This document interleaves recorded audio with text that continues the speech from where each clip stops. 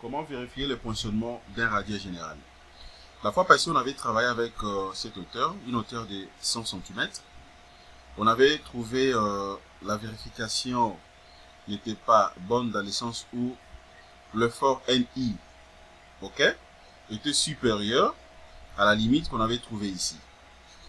Voilà, donc cette fois-ci, nous allons essayer une fois de plus de vérifier maintenant avec une hauteur de 50 cm.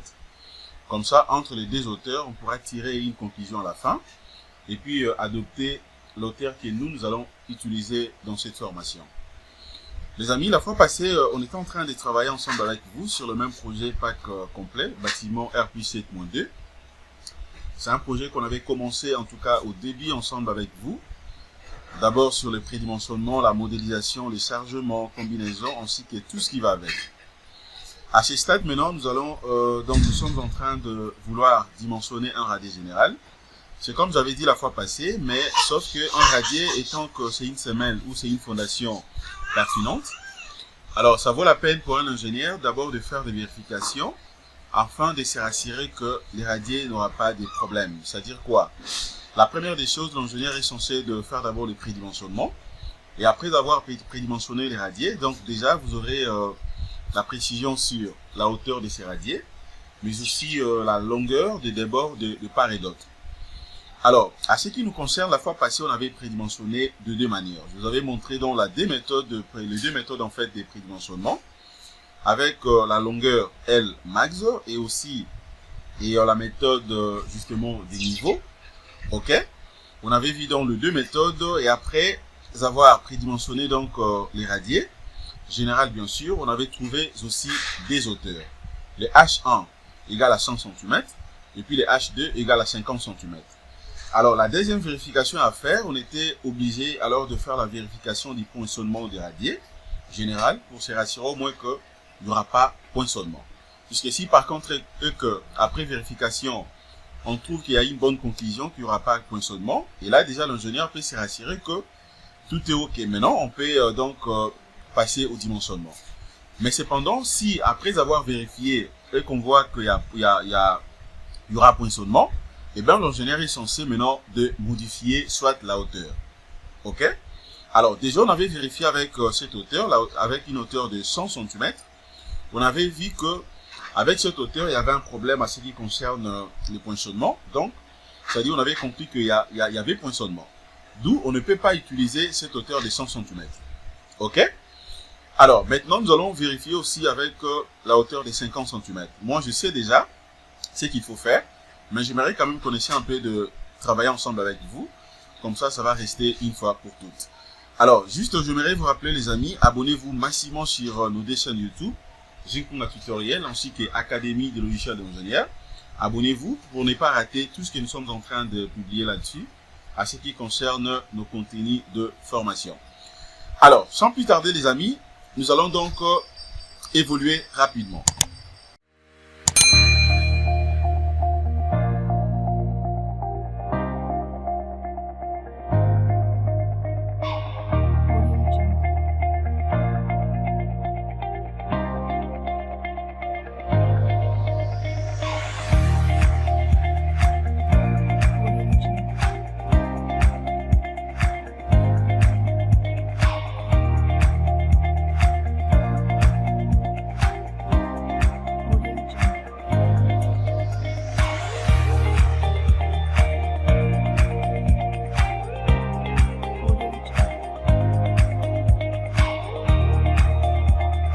Salut tout le monde, bienvenue sur Jinkunga Tutoriel, votre chaîne de référence pour tous vos problèmes liés dans le domaine du génie civil, les amis.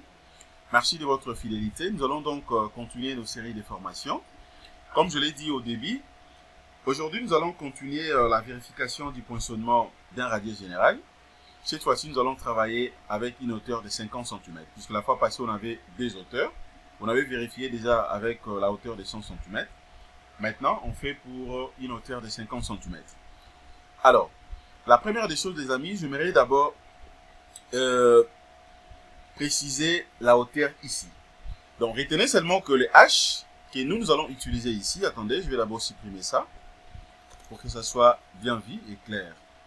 Voilà, donc pour notre cas d'aujourd'hui, dans le H que nous allons considérer ici. Donc, h est égal à 50 cm. Ok, donc, vous le savez très bien, le h représente tout simplement la hauteur du radier général. Alors, après ça, déjà, on avait vérifié également la valeur NI, qui est bien sûr l'effort normal max.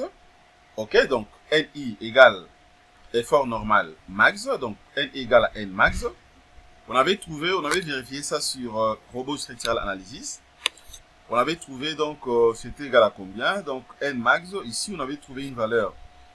Et voilà, dans les 36, ainsi de suite. Ok, 38 291,86. C'est ça la valeur max qu'on avait trouvée. Alors, je vous avais montré pour trouver cette valeur, c'est beaucoup plus sympa. C'est juste question d'aller justement sur le projet, donc le bâtiment, sur Robot Structural Professional Analysis. Vous vérifiez directement l'effort normal max, bien sûr, de votre poteau. Alors, généralement aussi, c'est la même valeur que j'avais écrit de l'autre côté. Voilà, donc c'est 36 921. Je vais essayer un peu de mettre ça ici. Donc, 36 000.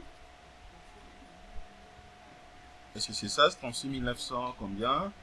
36 921. 36 921. Voilà, virgule combien ici? On avait trouvé 36 921,86 newtons. Voilà, virgule 86 newtons. Ok? Donc, déjà, ces niveaux, je connais très bien la valeur max de l'effort normal. Alors, ce qui me concerne maintenant, c'est quoi ici? Je vais faire en fait la même chose, dans la même procédure, que je vais procéder de la même façon qu'avec la hauteur de 100 cm comme on avait fait précédemment.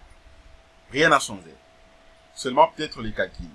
Donc, déjà, la formule nous dit que le NI, ok, le NI ici, déjà connu bien sûr, mais dans la formule nous dit que le NI doit être inférieur ou égal à 0, ok, 0,40. Attendez, 0,045. À ne pas confondre les amis, il faut vraiment voir la précision, puisque l'ingénieur sans précision, en tout cas vous êtes nul. Donc 0,045, ok, que je vais multiplier maintenant par le périmètre qu'on avait calculé déjà. Donc ici, je vais également multiplier ça par le FC 28, bien sûr par rapport au béton, ok, multiplié par la hauteur H, et le tout maintenant sera divisé par gamma B. On avait dit que pour notre cas ici, les gamma B, on avait pris égal à 1,5. Donc c'est ça en fait la formule, que je peux également encercler. Donc vous allez comprendre que c'est la même formule. Rien n'a changé ici. Vous voyez? Alors cependant, si je fais marche en arrière ici, vous allez voir que on avait déjà tout trouvé ici. Alors, attendez, je vais vous montrer ça très bien. Voilà, je vais vous montrer ça ici. Ok. Alors, ce que moi, je suis obligé de faire maintenant, à partir d'ici d'abord, je suis obligé de refaire les calculs de périmètre ici. Je vous avais dit la fois passée que pour calculer le périmètre n'est rien d'autre que 2 multiplié par A plus B. Ok, donc, alors, je peux également faire ça soit ici, dans le lieu d'aller de l'autre côté. Alors, déjà, pour notre cas ici, si je vais calculer ça rapidement ici, donc, je vais calculer par exemple A. Donc, A sera égal à combien? Le grand A sera égal à A plus B. Ok? Je vous avais dit que le A, c'était égal à 45 cm. Donc, ce n'est que la section, bien sûr, des poteaux ou de la colonne. Donc, A, c'était égal à 45 cm, tandis que B égale à 55 cm. Alors, je peux remplacer ça rapidement ici. C'est-à-dire quoi? Donc, j'aurai en réalité A sera égal à quoi? Donc, sera égal à 45 cm. Ok? Sera égal à 45 cm. Les 45 que vous voyez ici, plus H. Ici, vous allez voir que les H, on avait pris 100 cm. Mais pour notre cas maintenant, le H est égal à 50 cm. Et donc, cela revient à dire quoi? Donc, ça sera maintenant 45 plus 50 cm. Déjà, les deux, ça me fait combien? Ça me donne une valeur de 95. Ok? Puisque 50, 60, 70, 80, 90, 95. Donc, ça me fait 95 cm. Voilà, 95 cm.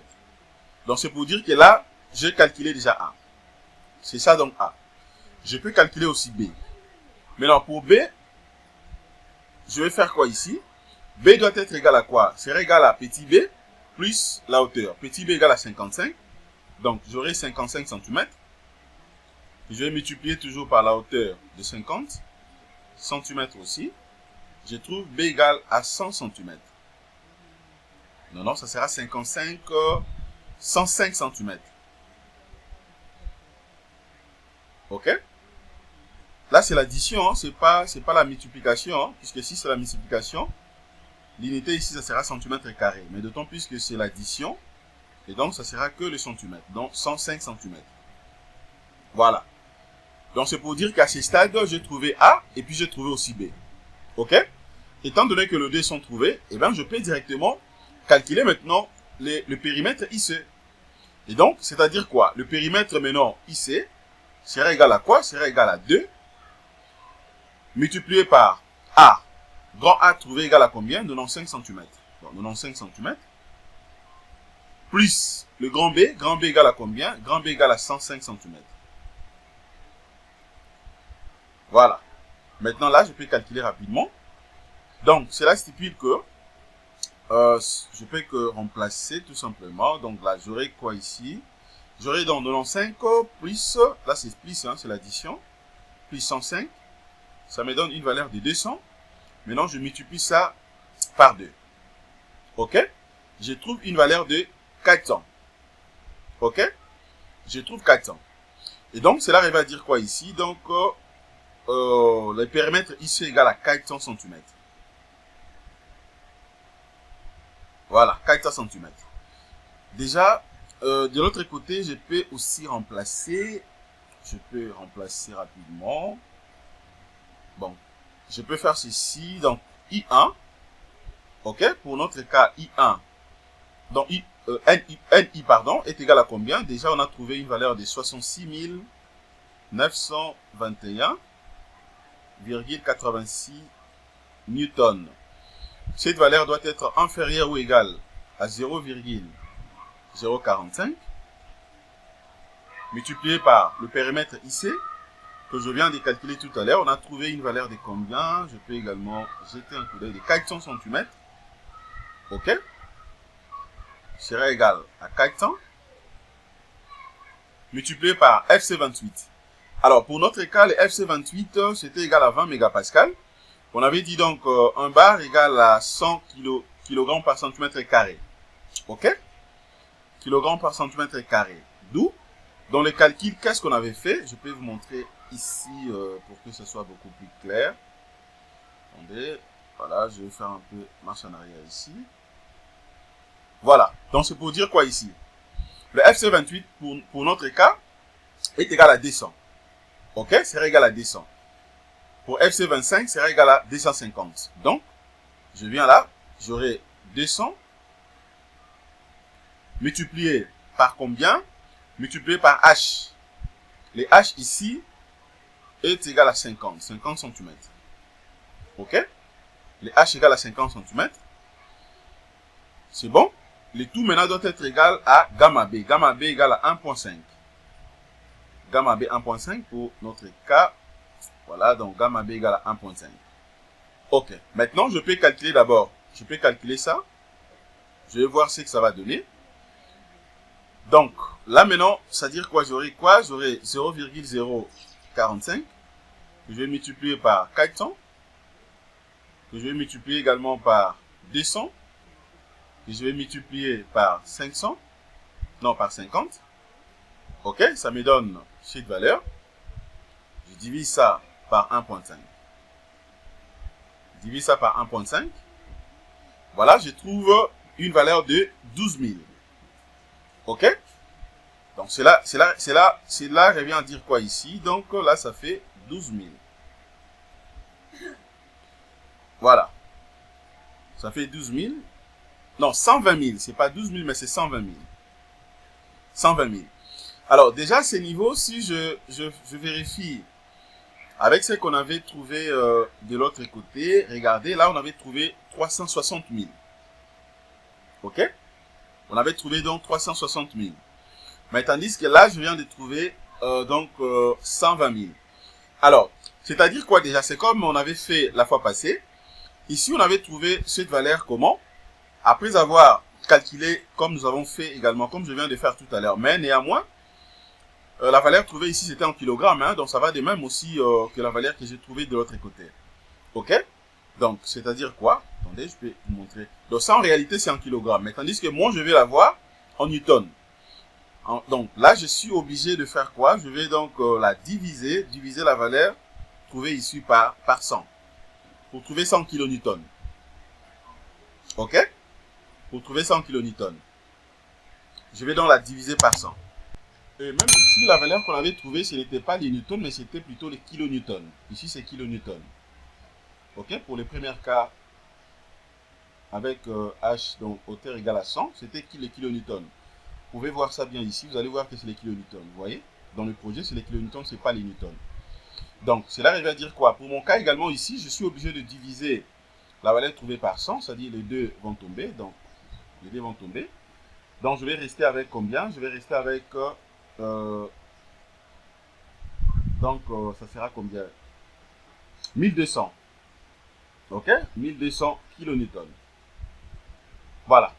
Alors, comparablement à l'effort NI que vous voyez ici, c'est-à-dire quoi? Si par contre que je prends NI égale à la valeur que nous avons ici, vous allez vous rendre compte que la valeur sort toujours supérieure. Donc, cela revient à dire quoi ici? Comme conclusion, je dirais également, même avec une hauteur de 50 cm, vous allez vous rendre compte que NI étant égal à 36 921,86 newtons, sort toujours supérieur, ok, à 1200 kilonewtons. Sort toujours supérieur à 1200 kilonewtons. C'est pour dire quoi? Même avec cette hauteur aussi, vous allez voir que le poinçonnement n'est pas vérifié. Le poinçonnement n'est pas vérifié. Donc c'est pour dire qu'il y a toujours risque. Vous voyez, puisque là, on a trouvé une valeur de 1200, mais tandis qu'avec la hauteur de... Avec cette hauteur, on avait trouvé une valeur de 3600. Ok? D'ailleurs, la valeur que nous venons de trouver, cette fois-ci, c'est beaucoup plus basse, d'autant plus que la hauteur également est minimale. Ok? Donc, c'est pour dire quoi? Alors, d'autant plus qu'avec les deux hauteurs, on n'a pas trouvé un bon compromis à ce qui concerne, bien sûr, la hauteur, la précision, disons comment, à ce qui concerne cette vérification. Je suis maintenant obligé de faire quoi, les amis? Maintenant, déjà, ce qu'il faut savoir ici, à ce qui concerne maintenant la vérification, il y a plusieurs vérifications qu'on peut faire pour les cas d'un radier général, mais ce qui est beaucoup plus important, c'est généralement le poinçonnement que nous venons de vérifier tout à l'heure. Ok?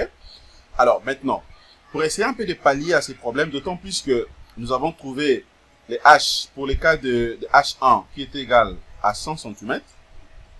Ok? La vérification n'a pas passé. Et pour les H2 aussi, égal à 50 cm. La même chose n'a pas passé. Alors, ce que moi, je suis obligé de faire, c'est quoi? Alors là, je peux soit changer tout simplement la hauteur. Je peux modifier en fait la hauteur. Je peux augmenter la hauteur des radiers afin de me permettre à ce que cette vérification soit donc bonne. Ou carrément, je peux soit passer maintenant pour les cas d'un radier justement nerviré. Ok? Donc, je peux prédimensionner tout simplement. Maintenant, je peux prédimensionner donc le nervure tout en utilisant bien sûr la valeur de, disons comment, de la descente de charge. Ok? Je peux prédimensionner ça et après maintenant, je dimensionne donc les radiers nervirés. Donc, j'aurai les radiers et le nervure que je vais également dimensionner. Vous voyez, donc en quelque sorte, je pourrais également vous montrer. Ça sera à peu près comme ça. Vous voyez, donc c'est ça les radiers nervirés. Vous avez donc les radiers, et puis de l'autre côté, ce sont des nervures. Ok? Et puis là, vous avez des colonnes ou poteaux. Donc ça sera comme ça. Là maintenant, je suis obligé de faire quoi? Sachant bien sûr la valeur NI. Ok? Sachant la valeur de NI, je peux donc prédimensionner et déjà le nervure. Et après, maintenant, je dimensionne les radiers nervirés. Je vous avais déjà montré comment prédimensionner ce nervure. Hein, donc, je vous avais montré ça, c'est beaucoup plus sympa. Et donc, j'ai deux possibilités. Soit, je change tout simplement la hauteur, ok, des radiers, ou carrément, je passe maintenant d'un radier plat pour un radier nerviré. Alors, ce que nous allons faire, les amis, je vais adopter d'abord, je vais donc accepter d'utiliser d'abord cette hauteur. OK? L'épaisseur des radiers de 100 cm. On va donc terminer la modélisation, lancer les calculs jusqu'à bien sûr dimensionner en fait les radiers. Et après avoir dimensionné, on verra maintenant le feedback qu'on aura. Et après également, on pourra revérifier encore une fois de plus, OK, le poinçonnement. Et puis on aura d'autres conclusions à faire par rapport à ces projets. Donc voilà en fait ce que je voulais vous montrer déjà concernant cette formation. Comment peut-on vérifier donc les poinçonnements avec une hauteur de 50 cm. Et je pense que vous avez aimé cette vidéo. Donc tout est tellement clair, c'est beaucoup sympa. Alors abonnez-vous massivement les amis. Ne ratez pas tout ce que nous sommes en train de poster sur la chaîne. Likez ainsi que commentez. Excellente journée les amis, au revoir.